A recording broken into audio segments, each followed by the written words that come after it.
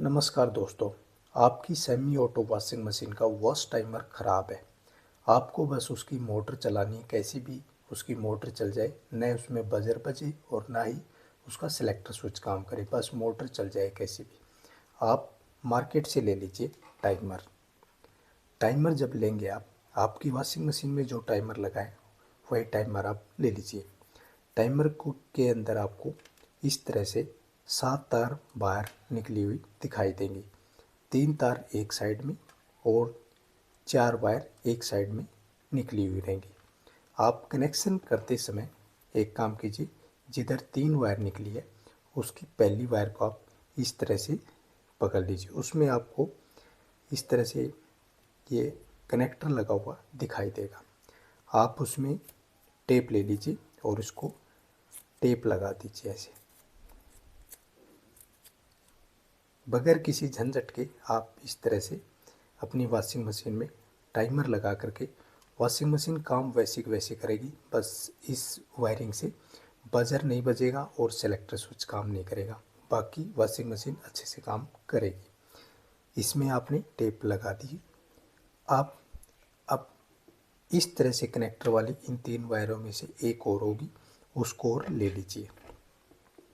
जैसे इसमें ये है, इसमें से इसको भी आप इस तरह से टेप लगा दीजिए।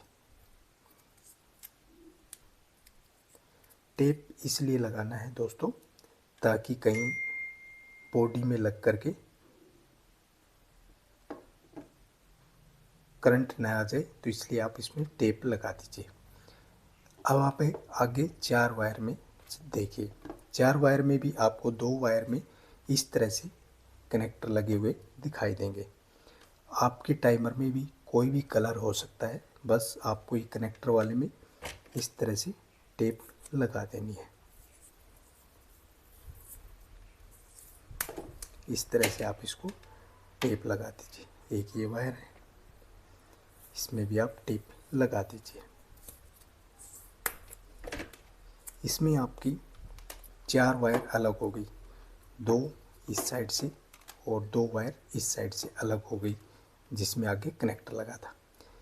इसमें रह गई 3 वायर, जिसमें से ये वाली वायर है, ये वाली इस टाइमर की कटी हुई है। ये आपको बहुत लंबी वायर दिखाई देगी, इन वायरों से लंबी होगी। इस वायर में आप लाइन दे दीजिए, लाइन यानी कि फेज इसमें आप दे दीजिए। आप इसमें फेज जोड़ दीजिए। और ये 2 वायर रह गई, ये भी आपको बहुत लंबी दिखाई देंगी और लगभग लगभग आपको एक ही कलर की दिखाई देगी, सेम रंग की आपको दिखाई देंगी।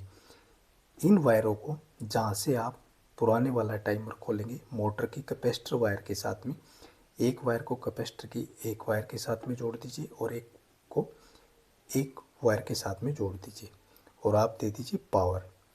न्यूट्रल उसमें पहले से लगा होगा, आप इस तरह से लगा दीजिए और फिर आप देखेंगे कि आपकी वॉशिंग मशीन जैसी थी वैसी ही काम करेगी। बस उसमें रह गया कि बजर नहीं बजेगा और आपका सिलेक्टर स्विच काम नहीं करेगा। बस 2 ही चीज़ काम नहीं करेगी, बाकी आपकी वॉशिंग मशीन अच्छे से काम करने लग जाएगी। 3 वायर जोड़ करके आप अपनी वॉशिंग मशीन को दोबारा से चला सकते हैं। सेमी ऑटो वॉशिंग मशीन, जैसे आप टाइमर को घुमाएंगे, टाइमर वैसे जैसे काम करता था वैसे ही करेगा। बस इसमें यही रहेगा कि आपका जब भी वॉश टाइमर आप डालेंगे, वॉश टाइम जो डालेंगे उसके बाद जो बजर बजता है वो नहीं बजेगा। और एक इसमें जो सिलेक्टर स्विच होता है, या वो पानी के लिए सिलेक्ट करते हैं हम, वो वाला काम नहीं करेगा। बाकी आपका स्विंग और वॉश ड्रम सही से काम करेगा। तो इस तरह से दोस्तों आप ये 3 वायर जोड़ करके आप अपनी वॉशिंग मशीन को बगैर किसी झंझट के चला पाएंगे। इस तरह से आप इसको लगा लीजिए। आप जब भी देखेंगे ये 3 वायर आपको लंबी दिखाई देगी। जो एक साइड लंबी है उसमें आप फेज दे दीजिए, इसमें आप फेज दे दीजिए और ये 2 वायर आपकी लंबी रहेंगी। इसको आप मोटर पे लगा दीजिए जहाँ आपका कैपेसिटर लगा हुआ है।